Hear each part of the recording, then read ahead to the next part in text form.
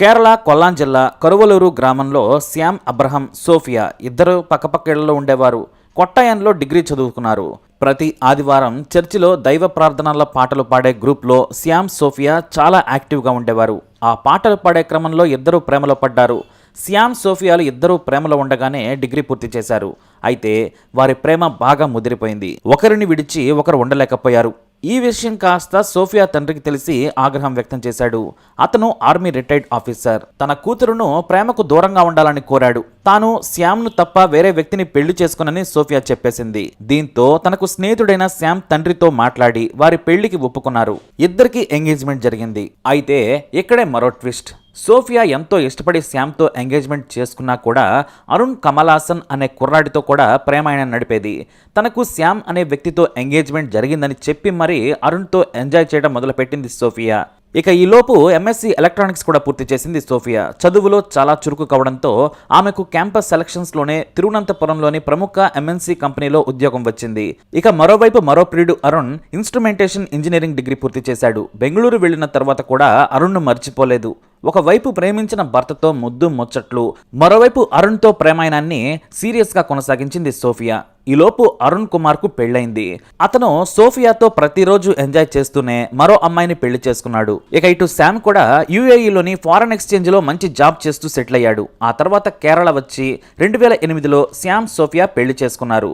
బెంగళూరులో జాబ్ చేస్తూనే అరుణ్తో love track నడుపుతూ శ్యామ్ను ప్రేమించి పెళ్లి చేసుకుంది సోఫియా. అంటే ఆమెకు ఇద్దరన్నమాట. శ్యామ్ సోఫియా ఇద్దరూ బాగానే సంపాదిస్తూ లైఫ్ని లీడ్ చేస్తున్నారు. మరోవైపు అరుణ్ పెళ్లి చేసుకుని ఆస్ట్రేలియా వెళ్ళాడు. అతనికి కొడుకు కూడా పుట్టాడు. దీంతో అరుణ్ తన జాబ్ గురించి బిజీ అయిపోయాడు.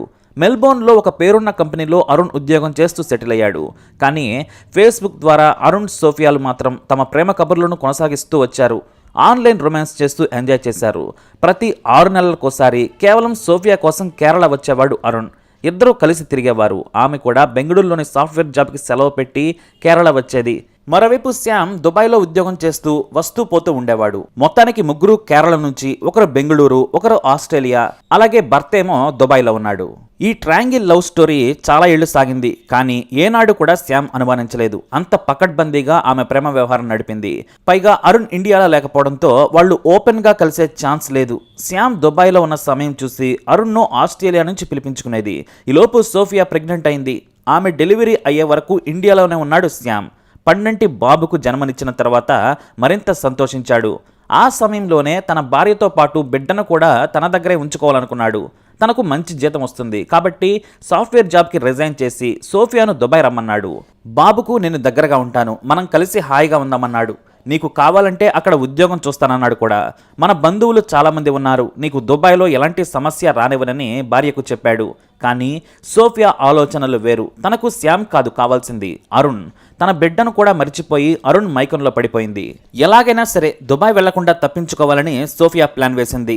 ఎందుకంటే తనకు ఆస్ట్రేలియా వెళ్లాలనుంది. అక్కడ అరుణ్ ఉన్నాడు. అతని కోసం తప్పించిపోయింది. సరిగ్గా అదే టైంలో సోఫియా అక్క మెల్బోర్న్లోని ప్రముఖ కార్పొరేట్ హాస్పిటల్లో నర్సుగా మంచి ఉద్యోగం సంపాదించింది.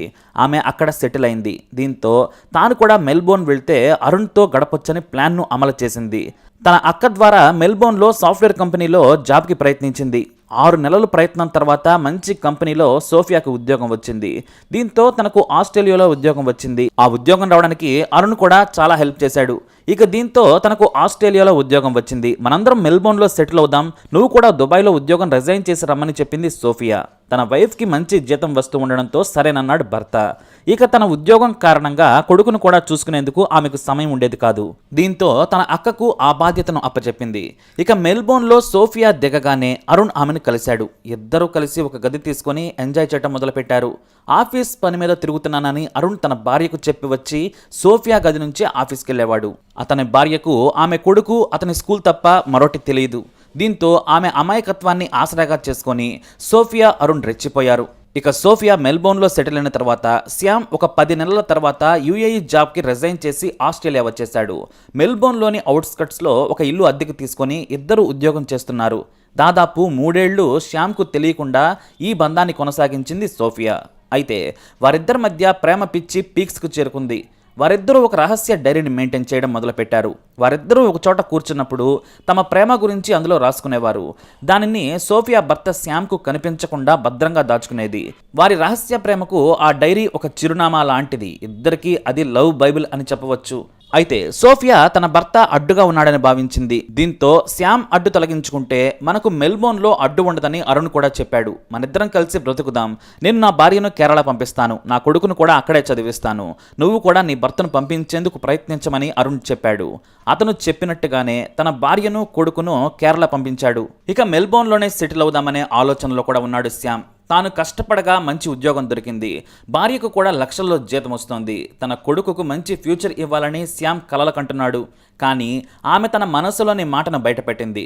నువ్వు కేరళ వెళ్ళమని చెప్పకుండా మనం కేరళ వెళ్దాం, ఇక్కడ లైఫ్ బిజీగా ఉందని సోఫియా చెప్పింది. కానీ శ్యామ్ మాత్రం నువ్వు ఇంట్లో ఉండి బాబును చూసుకో, ఇంకా ఎన్నాళ్ళు మీ అక్క మన కొడుకును చూసుకుంటుంది, నువ్వు ఇంట్లో హాయిగా ఉండు, నేను సంపాదిస్తాను, ఇల్లు కొనుక్కుందాం, ఇక్కడే సెటిల్ అవుదాం అని చెప్పడంతో సోఫియాకు మతిపోయింది. ఇక లాభం లేదని శ్యామ్ని చంపాలని అరుణ్ సోఫియా మాట్లాడుకున్నారు. ఇంట్లో ఫోన్లో మాట్లాడితే అనుమానం వస్తుందని ఫేస్బుక్ మెసెంజర్ యాప్లో చాట్ చేసుకునేవారు. అయితే తానే శ్యామ్ని చంపుతాను, నువ్వు టెన్షన్ పడకని చెప్పాడు అరుణ్. సోఫియా చెప్పిన డీటెయిల్స్ ప్రకారం శ్యామ్ జూలై 2015న లాలో రైల్వే స్టేషన్ దగ్గర కారు దిగడానికి డోర్ తీయగానే దాడి మొదలుపెట్టాడు అరుణ్. మెడ మీద గట్టిగా కొట్టాడు. ఆ తర్వాత తన చేతిలోని రాడ్తో కూడా తలపై బాదాడు. శ్యామ్ బలంగా ఉండడంతో అరుణ్ను కాలుతో తంతే డోర్ నుంచి బయటకు పడ్డాడు. మొహం కనిపించకుండా మంకీ క్యాప్తో పాటు మొత్తం కవర్ అయ్యేలా హుడీ లాంటి డ్రెస్ వేసుకున్నాడు. చుట్టూ జనం దగ్గరకు వస్తూ ఉండడంతో అరుణ్ చంపడానికి ప్రయత్నించి విఫలమై అక్కడి నుంచి పారిపోయాడు. తలకు తీవ్ర గాయం కావడంతో చుట్టుపక్కల వారు పోలీసులకు ఫోన్ చేయడంతో హాస్పిటల్కు తరలించి శ్యామ్కు ట్రీట్మెంట్ చేయించారు. కేసు నమోదు చేసుకున్న పోలీసులు విచారణ మొదలుపెట్టారు. అయితే తనకు మెల్బోర్న్లో ఎవరో శత్రువులు లేరని పోలీసులకు చెప్పాడు శ్యామ్. కానీ అప్పుడే మొదటిసారి సోఫియా మీద అతనికి అనుమానం పెరిగింది. ఎందుకంటే ఇది జరగబోయే ముందు భార్య ప్రవర్తన కాస్తంత వింతగా ఉంది. తన మీద దాడి ఎవరు చేస్తారని ఆలోచించాడు. అయితే అంతకుముందు తన భార్య వింత ప్రశ్నలు, వింత ప్రవర్తన గుర్తుకొచ్చి ఆమెనే అనుమానించాడు. నీడలా వెంటాడాడు. ఆఫీస్కి వెళ్తున్నానని చెప్పి వేరే స్నేహితుల కార్లలో ఆమె కంపెనీ దగ్గర మాటు వేసి చూడగా అరుణ్ సోఫియాలను గమనించాడు. వారిద్దరి క్లోజ్నెస్ను చూసి శ్యామ్కు గుండె ఆగినంత పనైంది. ఆ రోజు తన మీద దాడి చేసింది అతనేనని గుర్తించి భయపడ్డాడు శ్యామ్. తనను బయట వారి కంటే తన భార్య ఇంట్లో ఏదో ఓ రోజు చంపేస్తుందని భయపడ్డాడు. దీంతో ప్రతి క్షణం జాగ్రత్తగా ఉండడం మొదలుపెట్టాడు శ్యామ్. మరోవైపు మెల్బోర్న్ క్రైమ్ బ్రాంచ్ పోలీసులు ఎంక్వైరీ మొదలుపెట్టారు. సోఫియా సైతం తనకు ఎవరి మీద అనుమానం లేదని చెప్పింది. కానీ పోలీసులకు కూడా సోఫియా మీదనే అనుమానం. దీంతో ఆమె కాల్ డేటాను తీయగా ఎక్కువసార్లు అరుణ్ అనే వ్యక్తికి కాల్స్ వెళ్ళినట్లు గుర్తించారు. వారి కాల్ రికార్డింగ్స్ మొత్తం విన్నారు. దీంతో వారి మధ్య ఏదో లింక్ ఉందని వాట్సాప్ నుంచి ఫేస్బుక్ మెసెంజర్ వరకు అన్నింటినీ నిఘాలో ఉంచారు పోలీసులు. కొన్ని రోజులకే వారి మధ్య అక్రమ బంధం ఉందని గ్రహించారు. అయితే వాళ్ళు ఏనాడు కూడా అరుణ్ అటాక్ గురించి మాట్లాడలేదు. దీంతో ఆధారం లేకుండా ఎలా అరెస్టు చేయాలా అని పోలీసులు భావించారు. ఈ సమయంలో శ్యామ్ తన భార్యతో కలిసి కేరళలోని తన స్వగ్రామమైన కరువలూరు వచ్చాడు. అక్టోబర్ 1, 2015న గ్రామంలోనే సోఫియాతో పాటు 4 ఏళ్ల కొడుకు శ్యామ్ కొన్నాళ్లు గడిపారు. పక్కపక్క ఇళ్లే కావడంతో వారికి ఇబ్బంది లేదు. కానీ బంధువుల్లోని దగ్గరి స్నేహితులకు సోఫియా చెడు ప్రవర్తన గురించి చెప్పి బాధపడ్డాడు. అంతేకాక మరోసారి తన ఊరికి వస్తే శవపేటికలో వస్తానేమో అనే ఆవేదన చెందాడు శ్యామ్. కానీ అంత భయపడద్దు, ఏమీ కాదులే అని ధైర్యం చెప్పారు వాళ్ళు. కానీ నా చుట్టూ ఉన్న వాళ్లే చంపేందుకు ప్రయత్నిస్తున్నారని కన్నీళ్లు పెట్టుకున్నాడు. ఇక అక్టోబర్ 15, 2015న మెల్బోర్న్కు బయలుదేరే ముందు తన తండ్రి అబ్రహాంకు ఒక మాట చెప్పాడు. శ్యామ్కు సిక్స్త్ సెన్స్ చెప్పిందో లేదా తన భార్య మరికొద్ది రోజుల్లో చంపుతుందని బలంగా నమ్మాడో కానీ తండ్రిని కూడా కన్నీళ్లు పెట్టించాడు. నేను ఎక్కువ రోజులు బ్రతుకుతాననే నమ్మకం లేదు, నేను చనిపోతే నా సమాధి కూడా తాత పక్కనే ఉంచాలని కోరాడు. ఆ మాటలు విన్న తండ్రి అంత భయంగా ఉంటే ఆస్ట్రేలియా వెళ్ళడం ఎందుకు, ఇక్కడే ఉండొచ్చు కదా అని తండ్రి వారించినా వినలేదు. నా బిడ్డను చూసుకుంటూ కొన్నాళ్ల పాటు ఉంటాను, ప్రేమించిన అమ్మాయి మోసం చేసింది, పరువు పోయింది, నాకు జీవితం మీద విరక్తి వచ్చింది డాడీ, ఏది జరిగితే అది జరిగింది, ప్రపంచంలో ఏ శత్రువు నుంచైనా తప్పించుకొని పారిపోయి బ్రతకొచ్చు, కానీ భార్య పగబడితే మాత్రం చావు నుంచి తప్పించుకోలేం డాడీ అంటూ విమానం ఎక్కేశాడు శ్యామ్. మరోవైపు నవ్వుతూ ఆప్యాయతలు చూపిస్తూ సోఫియా కూడా బయలుదేరి వెళ్లిపోయింది. సరిగ్గా 3వ రోజే అంటే అక్టోబర్ 18న సాయంత్రం సైనైడ్ను సోఫియాకి ఇచ్చాడు అరుణ్. అదే రోజు రాత్రి పడుకునే ముందు శ్యామ్కు ఆరెంజ్ జ్యూస్లో కల్పించింది. ఇంకేముంది, నిద్రలోనే ప్రాణాలు విడిచాడు శ్యామ్. తెల్లవారుజామున శ్యామ్ హార్ట్అటాక్తో చనిపోయాడని కేరళలోని అతని తల్లిదండ్రులకు బంధువులకు ఏడుస్తూ ఫోన్ చేసి చెప్పింది. పోలీసులు విచారణ చేసి పోస్ట్ మార్టంగా పంపించారు. హార్ట్అటాక్తో చనిపోయినట్టు ప్రాథమికంగా గుర్తించారు. ఇతర పరీక్షల కోసం శాంపిల్స్ను మెల్బోర్న్ నుంచి కాన్బెర్రాకు పంపారు పోలీసులు. ఇక పోస్ట్మార్టం పూర్తయిన తర్వాత పోలీసుల అనుమతితో కేరళలోని స్వగ్రామంలో అంత్యక్రియలు పూర్తయ్యాయి. శ్యామ్ తండ్రితో పాటు బంధువులంతా సోఫియానే అనుమానించారు. కానీ గొడవ చేస్తే ఇక్కడే ఉండిపోతుంది, మన దేశంలో కంటే కూడా ఆస్ట్రేలియాలో ఆమెకు ఆమె ప్రియుడికి తొందరగా శిక్ష పడుతుందని భావించారు. అంత్యక్రియలు పూర్తయిన తర్వాత వారం రోజులకే మళ్ళీ తన 4 ఏళ్ల కొడుకు అక్క దగ్గర ఒంటరిగా ఉన్నాడు, నా జాబ్ కూడా పోతుందని మెల్బోర్న్ వెళ్లిపోయింది సోఫియా. అయితే ఆమె వెళ్ళాక తమ కొడుకు మృతిపై అనుమానం ఉందని, సోఫియా అరుణ్లు చంపి ఉంటారని మెల్బోర్న్ పోలీసులకు డైరెక్ట్గా మెయిల్ పెట్టారు పేరెంట్స్. అప్పటికే పోలీసులు ఆ యాంగిల్లో విచారణ కూడా మొదలుపెట్టారు. ఇక ఎప్పుడైతే సోఫియా మెల్బోర్న్లో దిగిందో మరోసారి ఆమె దేశం విడిచి వెళ్లకుండా ఎయిర్పోర్ట్ని అలర్ట్ చేశారు పోలీసులు. మరోవైపు అరుణ్ని కూడా నిఘా లిస్టులో పెట్టి ల్యాబ్ రిపోర్ట్ కోసం వెయిట్ చేస్తున్నారు. సరిగ్గా కొద్ది రోజుల తర్వాత శ్యామ్ బాడీలో అలాగే లివర్లో సైనైడ్ ఆనవాళ్లు ఉన్నాయని కాన్బెర్రా నుంచి మెల్బోర్న్ పోలీసులకు సమాచారం అందింది. ఆ వెంటనే ఒకే గదిలో ఉండి ఎంజాయ్ చేస్తున్న సోఫియాను, అరుణ్ను అరెస్టు చేశారు పోలీసులు. వారి పాస్పోర్ట్లను స్వాధీనం చేసుకుని వీసాను కూడా రద్దు చేశారు. దేశం దాటి పారిపోకుండా నిషేధం విధించారు. మొదట తాము అమాయకులమని సోఫియా, అరుణ్ చెప్పినా వారి మధ్య అంతకు ముందే ఉన్న ఫేస్బుక్ మెసెంజర్లో చాట్తో పాటు హత్య తర్వాత కూడా వారిపై నిఘా పెట్టిన డేటాను మొత్తం చూపించారు. రొమాంటిక్ చాట్ నుంచి ఫోటోల వరకు అన్నింటినీ ముందుంచి విచారించగా మొత్తం ఒప్పుకున్నారు. కాలేజ్ డేస్ నుంచి శామ్ను ప్రేమించినా తనకు అంతకంటే అరుణే ఎక్కువగా నచ్చాడు, అందుకే తాను అరుణ్తోనే ఈ జీవితం మొత్తం గడపాలనుకున్నానని చెప్పింది. ఇక నా భార్య కంటే నాకు సోఫియానే ఇష్టమని, మాకు అడ్డుగా శ్యామ్ ఉన్నాడు, అందుకే శ్యామ్ని అడ్డు తొలగించుకోవడానికి చంపామని చెప్పాడు అరుణ్. ఇద్దరి మధ్య రహస్యంగా రాసుకున్న ప్రేమ కవితల డైరీని పోలీసులు స్వాధీనం చేసుకున్నారు.